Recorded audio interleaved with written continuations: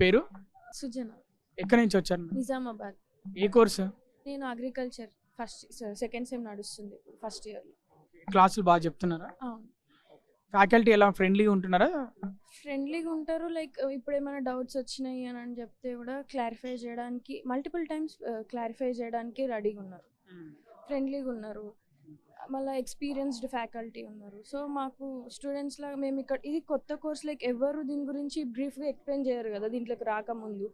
So అట్లాంటి టైంలో మాకు కన్ఫ్యూజన్తో ఎంటర్ అయినా కూడా లైక్ ఫ్యాకల్టీ వల్ల క్లారిటీ వచ్చింది. లైక్ వాళ్ళు కాన్సెప్ట్ కరెక్ట్గా మాకు ఇస్తున్నారు. క్యాంపస్ ఎన్విరాన్మెంట్ ఎలా ఉంది? వేరే దగ్గర ఇంత మంచి ఎన్వైర్న్మెంట్ దొరకదు, ఎందుకంటే చుట్టూరుగా చూసినా మొత్తం గ్రీనరీ ఉంటుంది. ఇప్పుడు సపోజ్ నువ్వు స్టడీస్ వల్ల స్ట్రెస్గా ఫీల్ అయినా లైక్ ఇట్లాంటి ఎన్విరాన్మెంట్లో ఉంటే వి ఫీల్ లైక్ కొంచెం కామ్ ఉంటుంది కదా. సో మాకైతే ఓవరాల్ నేను చాలా కొన్ని కాలేజెస్ విజిట్ చేసిన, బట్ అన్నిట్లో నుంచి నేను దీన్ని ఓకే అని చెప్పి లిస్ట్ అవుట్ చేసిన. అంటే పేరెంట్స్ ఫుడ్ ఎలా ఉంది? హాస్టల్ ఎలా ఉంది?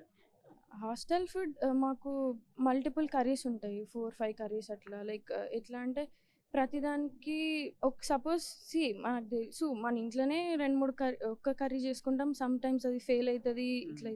ఇక్కడ ఏంటంటే మల్టిపుల్ ఉంటాయి కాబట్టి ఒక్కటి ఫెయిల్ అయినా మిగతా 3-4 సాటిస్ఫాక్టరీ ఉంటాయి. సో ప్రాబ్లం లేదు ఫుడ్ దగ్గర.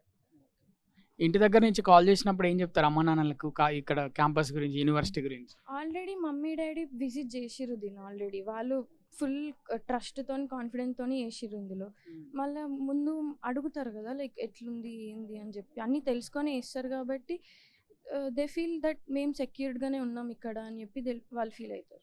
ఫీజ్ స్ట్రక్చర్ గురించి ఏమన్నా ఇబ్బంది పెడతారా? ఫీజు తొందరగా కట్టాలి అలా ఒత్తిడి లాంటివి అలా ఏమన్నా ఉన్నాయా? అట్లేం లేదు, ముందైతే ప్రీ ఇంటిమేషన్ ఇస్తారు. థ్యాంక్ యూ అండి.